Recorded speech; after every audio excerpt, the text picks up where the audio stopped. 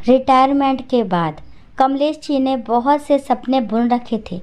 वो चाहते थे कि अब की बार जिंदगी सिर्फ और सिर्फ अपनी पत्नी सावित्री जी के साथ बिताई जाए। बरसों तक सरकारी नौकरी की व्यस्तताओं ने उन्हें कभी चैन से दोपहर की चाय भी साथ पीने नहीं दी थी।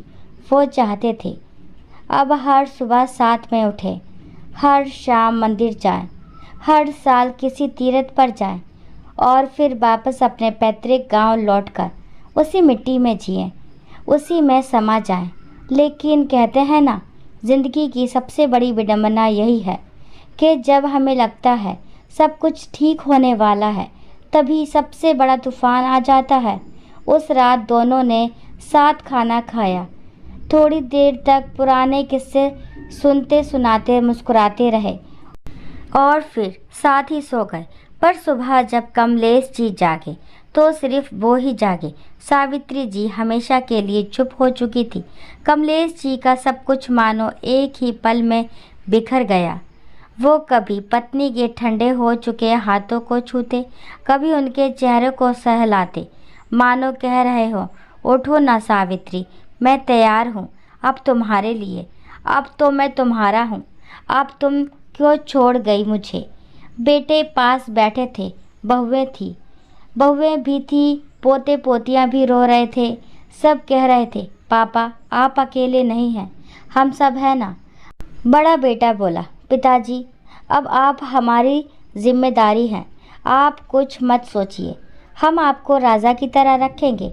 छोटा बेटा बोला, पापा जो आया है वो एक दिन जाएगा ही, पर आप टूटिए मत, मम्मी की आत्मा को दुख होगा।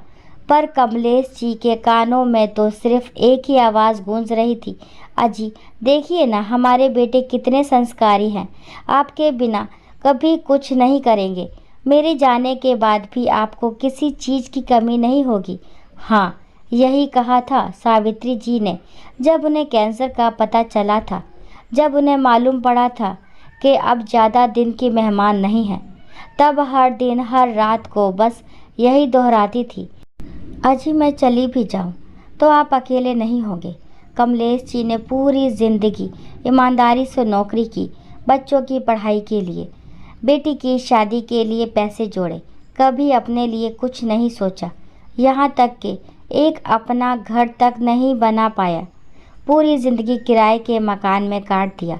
सावित्री जी की 13वीं के बाद मेहमान चले गए, सांत्वना देने वाले रिश्तेदार भी वापस लौट गए। अब सिर्फ बचा था कमलेश जी का सन्नाटा और बेटों की जल्दी। दोनों बेटे अपने अपने शहर लौटने की तैयारी में लग गए थे, पर एक चिंता थी जो दोनों के मन में चुभ रही थी, बाबूजी का क्या होगा। कमलेश जी की तो ये योजना थी कि अब वे गांव जाकर अपने पुराने घर में रहें, जहां सावित्री जी के साथ बुढ़ापे की ज़िंदगी बिताने का सपना देखा था। छोटा बेटा बोला, भैया आप तो जानते हैं मेरा फ्लैट कितना छोटा है, बस 2 कमरे का, एक में मैं और मेरी पत्नी, दूसरे में हमारे दोनों बच्चे। अब अगर बाबूजी को ले आए तो बच्चों की पढ़ाई डिस्टर्ब होगी, अभी तो उनके एग्ज़ाम भी नज़दीक है।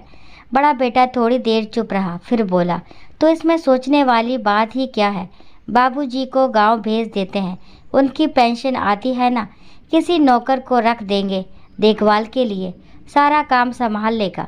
हर महीने 5,000 रुपये हम दिया करेंगे और उनकी पेंशन से जो बचेगा वो हम दोनों आपस में बांट लेंगे। तो छोटे बेटे ने भी सहमति में सिर हिला दिया। उन्हें लगा बूढ़े बाबूजी के लिए यही सबसे बढ़िया इंतज़ाम है, लेकिन उन्हें क्या पता था कि ये सब बातें कमलेश जी खुद सुन रहे थे। कमलेश जी धीरे से कमरे में आए और एक जोरदार ताली बजाई। बेटे चौंक गए। कमलेश जी बोले, वाह बेटा वाह, क्या खूब योजना बनाई है तुम दोनों ने मेरे लिए। तुम्हारी माँ कहा करती थी, मेरे जाने के बाद घबराना मत, हमारे बेटे राजा की तरह रखेंगे तुम्हें। और देखो तुम दोनों ने तो मुझे किराए पर देने की चीज़ बना दिया। जब मैं कमाता था तब तुम्हें रखने में दिक्कत हो रही थी, अगर मैं कमाने लायक भी ना होता तो शायद मुझे घर से निकाल ही देते। और सुनो, तुम दोनों कौन होते हो मेरी पेंशन के पैसों का बंटवारा करने वाले? मैं किसे दूं? किस पर खर्च करूं, ये मेरा फैसला है। पहले सोचा था कि पेंशन के पैसे तुम दोनों बेटों को आधे आधे दे दिया करूंगा, पर अब 1 रुपया भी नहीं मिलेगा। कमलेश जी ने दोनों बेटों की ओर देखते हुए कहा, तुम्हारी माँ का सपना था एक अच्छा घर बनाने का। अब मैं उसी के नाम से एक घर बनाऊंगा और उसी घर में एक छोटा सा स्कूल खोलूंगा। उसी स्कूल के सहारे मैं अपनी पूरी ज़िंदगी काट दूंगा, लेकिन तुम लोगों के पास वापस नहीं आऊँगा। अच्छा हुआ समय से पहले ही तुम्हारी माँ चली गई, नहीं तो अगर वो तुम दोनों बेटों का ये रूप देख लेती तो एक बार फिर मर जाती। इतना सुनते ही दोनों बेटे फूट फूट कर रोने लगे, हाथ जोड़कर माफ़ी मांगने लगे। लेकिन कमलेश जी ने सिर्फ इतना कहा, मैं कौन होता हूँ माफ़ करने वाला। तुम लोग अपनी ज़िंदगी में खुश रहो और मुझे मेरी ज़िंदगी अपनी तरह से जीने दो। कमलेश जी ने निश्चय कर लिया था कि अब अपने बेटों के पास नहीं जाएंगे। उन्होंने अपने बेटों से साफ साफ कह दिया था कि बेटे, मैं अपनी नौकरी से रिटायर हुआ हूँ, ज़िंदगी से नहीं।